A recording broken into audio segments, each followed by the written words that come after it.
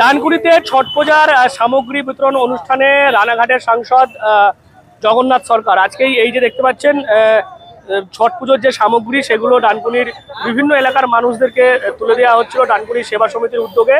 এবং সেই অনুষ্ঠানেই দেখা গেল রানাঘাটের সাংসদ জগন্নাথ সরকার তিনি এসেছিলেন, তার হাত দিয়েই কিন্তু এই যে সামগ্রী সেটা তুলে দেওয়া হলো। মূলত দেখা যাচ্ছে যে লেবু, কলা, পাশাপাশি দেখা যাচ্ছে আনারস, আখ, যেগুলো মূলত লাগে ছট পুজোর জন্য, সেই সমস্ত উপকরণ তুলে দেওয়া হলো। এবং আজকের এই ছট পুজোর সামগ্রী বিতরণ অনুষ্ঠান থেকে এক হাত নিলেন তৃণমূল সরকারকে জগন্নাথ সরকার।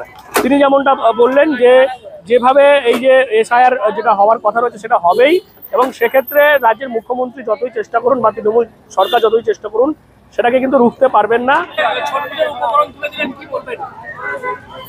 খুবই ভালো লাগছে।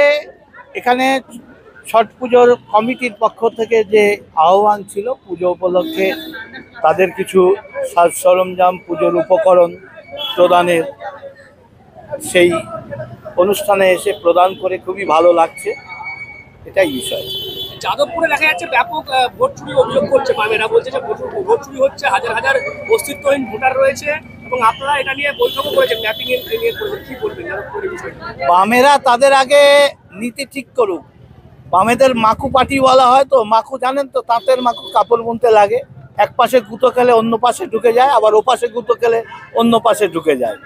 এরা কখনো বলছে এসআইআর করা চলবে না, আবার ভুয়ো ভোটারের তথ্য দিচ্ছে, তাহলে সেগুলো বাদ যাবে কি করে? ওরা নীতি ঠিক করে, এদের কোনো ঠিকই নেই, দেশ বিরোধী পার্টি, তাই ওদের কথার কোনো দাম নাই। আর সর্বত্র ভুয়ো ভোটার আছে, এটা সত্য। পাশাপাশি আপনারা যে ম্যাপিং করলেন, সেই ম্যাপিং এ আপনারা কতটা আশাবাদী 26-এর নির্বাচন? দেখুন, ম্যাপিংটা আলাদা জিনিস। শুদ্ধ বিশুদ্ধ ভোটার তালিকা ভারতবর্ষের নাগরিকরাই ভোটকে প্রভাবিত করে দেশের শক্তি কার হাতে দেবে তারাই নির্ণয় করতে পারে। বাংলাদেশি পাকিস্তানের লোক এসে ভারতবর্ষের গদিতে কে বসবে ভোট দিয়ে প্রভাবিত করবে, এটা কখনই ঠিক নয়। তাই নির্বাচন কমিশনের কাজ বিশুদ্ধ ভোটার তালিকায় বিশুদ্ধ ভারতের নাগরিক তারাই ভোট দিয়ে ভারতবর্ষের ভাগ্য বিধাতাকে নির্ণয় করবেন। তাই সেই কাজ তারা করছেন। এখানে আমাদের আশাবাদী, আমরা সবসময় আশাবাদী মমতা ব্যানার্জি জাল ভোটার তৈরি করে ধাপ্পা দিয়ে জিতত, সেই কারণে এসআইআর এর বিরোধিতা করছে। এটা আজকে আর নতুন করে কাউকে আর বোঝানোর প্রয়োজন নেই, এবং এসআইআর হবেই, মমতা ব্যানার্জি যাবেই, এটা তার ভাগ্য নিশ্চিত হয়ে গেছে। বিরোধী দলের শুভেন্দু অধিকারী বলছে যে 26-এ মুসলিম ভোট যাবে নওশাদ আর ওয়েসির খাতে, আসন্ন যে নির্বাচন সেখানে সংখ্যালঘু ভোটের এই যদি সমীকরণ হয় তাহলে লাভটা কাদের হতে পারে? দেখুন, দেশভক্ত ভোট, সে মুসলিম হিন্দু হোক, সেটা বিজেপির ঝুলিতেই আসবে, এটাই বড় কথা। আর মুসলিমরা কাকে ভোট দেবে তাদের নিজস্ব ব্যাপার। তবে মমতার প্রতি খুশি নয় এটা বোঝা যায়, কারণ যে প্রতিশ্রুতি দিয়ে তিনি ক্ষমতায় এসলেন তার কোনো কিছুই পূরণ করতে পারেনি। কিছু মোল্লা জঙ্গি তৈরি করে দেশ বিরোধী তৈরি করেছে, তারা ছাড়া প্রকৃত যারা মুসলিম তারা কখনই মমতা ব্যানার্জিকে ভোট দেবে না। যারা দেশের পক্ষে, দেশকে ভালোবাসে, তারা বিজেপিকেই ভোট দেবে। নওশাদের দিকে কিছু যেতেই পারে, অন্য সিপিএমের দিকে কিছু যেতেই পারে, কংগ্রেসের দিকে কিছু যেতেই পারে, মানুষের মন একদিকে থাকে না। এবং মুসলিমদের একটা, যারা দেশভক্ত, প্রকৃত ভারতবর্ষের উন্নতি চান, পশ্চিমবাংলার উন্নতি চান, আখেরে তাদের নিজেদেরও উন্নতি চান, তারা বিজেপিকেই ভোট দেবে। আসানসোলে দেখা যাচ্ছে চিটফান্ড কাণ্ডে তৃণমূলের সংখ্যালঘু ছেলের নেতার ছেলে গ্রেফতার হয়েছে, প্রায় 350 কোটি টাকা আর্থিক তছরুপের অভিযোগ হচ্ছে। তৃণমূল মানেই চোরের দল, এর নতুন কিছু না। শুধু ওইটা কেন, সারদা নারদা বহু স্ক্যাম হয়েছে কোটি কোটি টাকা, এবং চুরি কাটমানি শুধু না, খুন ধর্ষণেরও মদতদাতা তৃণমূল। এবং তার মুখ্য দায়িত্ব হচ্ছে মুখ্যমন্ত্রী মাননীয়া মমতা ব্যানার্জি। এই যে ফের দেখা যাচ্ছে বোলপুরের যে আইসি লিটন হারদার, তিনি বিতর্কে জড়িয়েছেন। এবার কালী পুজোর থানার মধ্যে ডিজে বাজিয়ে উদম নাচ এবং জেলার যে এসপি তাকে শোকজ করেছে। দেখা যাচ্ছে নেতা থেকে প্রশাসন সবাই কি লাগামহীন হয়ে পড়েছে। এটা সর্বত্রই হয়, যখন দুর্নীতিকে প্রশ্রয় করে কোনো সরকার ক্ষমতায় জিততে চায়, তাদেরকে বেলল্লাপনা বিভিন্ন রকম সুযোগ সুবিধা দিয়েই তারা জিততে চায়। চুরি চামারি করে খাক, পয়সা তোলাবাজি করে খাক, ঘুষ খাক, তাকে কিছু বলবে না। তাই একটা সময় লাগামহীন হয়ে যায় এবং সেই লাগামহীনতা দেখা যাবে নিজেদের মধ্যেই খুনোখুনি হয় এবং এখন দেখা যাবে পুলিশে পুলিশে খুনোখুনি হবে, তৃণমূলে হচ্ছে। আর দুদিন দেখুন কি অবস্থা দাঁড়ায়, এটাই হয়। কারণ এভাবে কোনোদিনই টিকে থাকা যায় না। মমতা ব্যানার্জি ভুল পথ নিয়েছেন, বাঘের পিঠে ওঠা সহজ, নামা সহজ নয়। মমতা ব্যানার্জি ওখান থেকে ফিরতেও পারবে না, তাই পতন আসন্ন।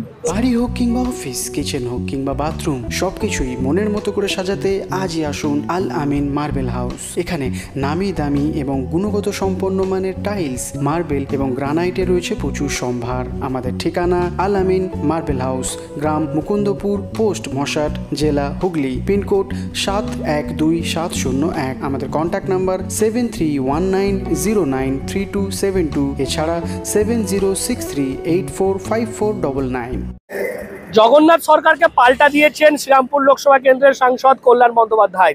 তার কথায় ডবল ইঞ্জিন সরকার সেখানে ধর্ষণ খুন আরো বেশি করে হচ্ছে এবং সেখানে বিজেপি নেতারা তারা একদিকে ধর্ষকের হয়ে রয়েছেন, অন্যদিকে নিজেদের হয়ে কথা বলছেন। এমনটাই কিন্তু পাল্টা জবাব দিতে দেখা গিয়েছে শ্রীরামপুরের সাংসদ কল্যাণ বন্দ্যোপাধ্যায়কে। মহারাষ্ট্রে যেটা হয়েছে সেটাও শুধু এমনি ধর্ষণও শুধু না, পুলিশ অফিসারও ধর্ষণ করেছে, তার হাতে নোট লেখা আছে। উড়িষ্যাতে পর্যন্ত ধর্ষণ হয়েছে কালকে, ডবল ইঞ্জিন সরকার।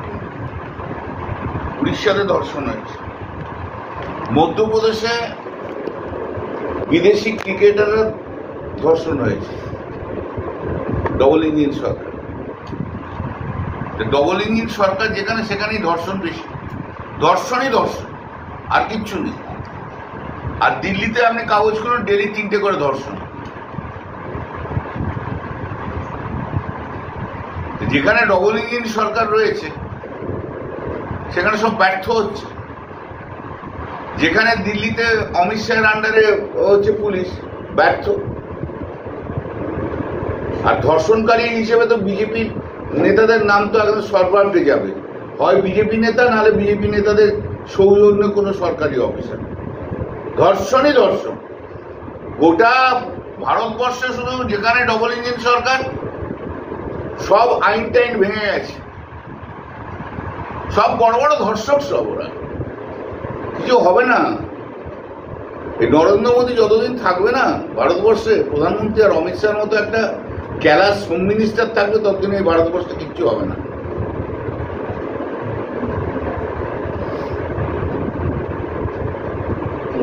আর আমরা যখন চাই যে এই যে লাস্ট কেসগুলো দেখছেন, কলকাতাতেও হয়েছে,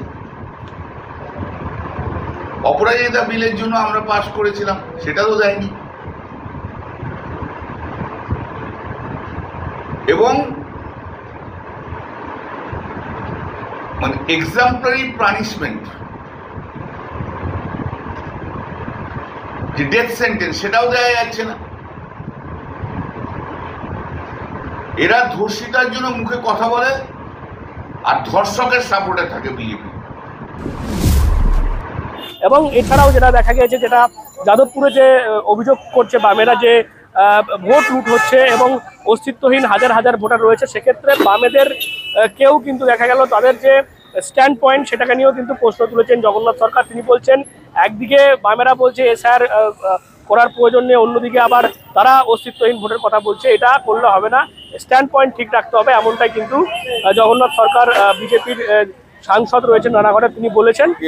ডানকুনি সেবা সমিতির পক্ষ থেকে এবং আমার নিজের পক্ষ থেকে ছট পুজোর প্রীতি শুভেচ্ছা অভিনন্দন জানাই। আস্থার মহাপর্ব, তার শুভেচ্ছা জানাই।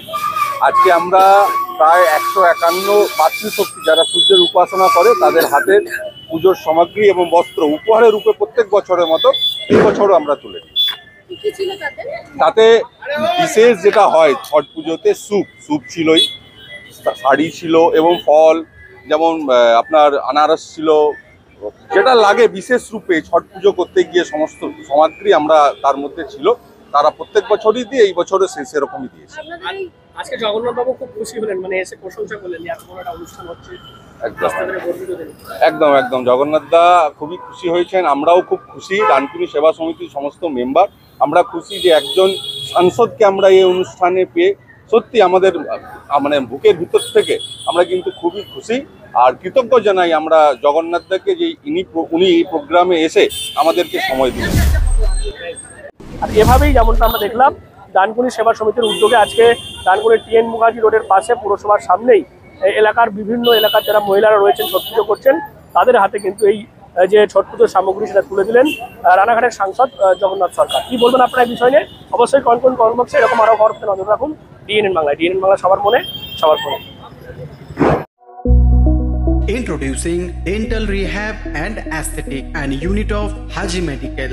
দাঁত মাড়ি কিংবা মুখের সমস্যায় ভুগছেন? আর চিন্তা কিসের? এখন আপনার অঞ্চলে রোগী দেখছেন অতি পরিচিত ডক্টর হাসিব রাজা সরকার। কনসালটেন্ট ডেন্টাল, ওরাল এবং ফেসিয়াল অ্যাস্থেটিক সাথে যুক্ত রয়েছেন মেডিকেল কলেজ হাসপাতাল কলকাতা।